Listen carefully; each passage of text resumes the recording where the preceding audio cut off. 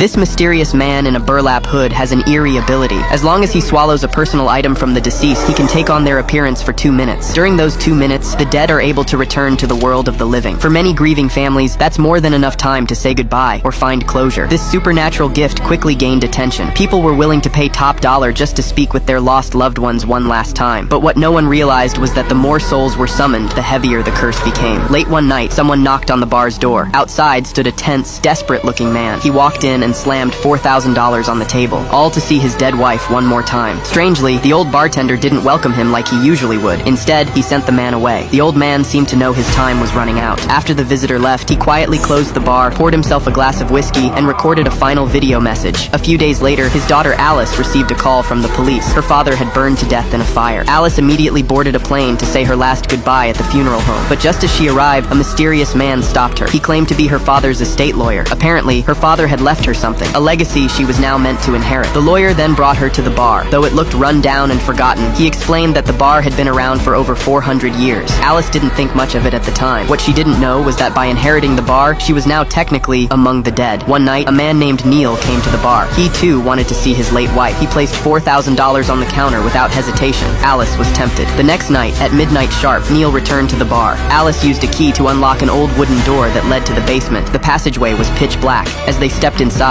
there wasn't a soul in sight, just 2 chairs in the middle of the room, eerily arranged. Beside them stood a bizarre statue, clutching its own severed head, and in the back wall, a gaping, jagged hole. Neil called into the darkness, but nothing answered. Alice and her best friend giggled nervously. The whole thing felt a little absurd. Thinking maybe he'd done it wrong, Neil asked Alice to perform the summoning instead. That's when things turned chilling. From the hole in the wall, a faint shadow began to emerge. A withered, skeletal hand crept out. A figure followed, its head covered in a rough gray sack. The sack-headed creature stumbled fully into the room, yet Neil didn't seem scared. Instead, he begged the creature for help, but it ignored him completely and started walking straight toward Alice. Frightened, Alice told it to back off. To her surprise, the creature actually stopped. It seemed to recognize her as its master. Testing this theory, Alice ordered it to step back. Obediently, the monster retreated. That's when Neil realized the truth. After her father's death, Alice hadn't just inherited the bar, she had inherited control over the creature as well.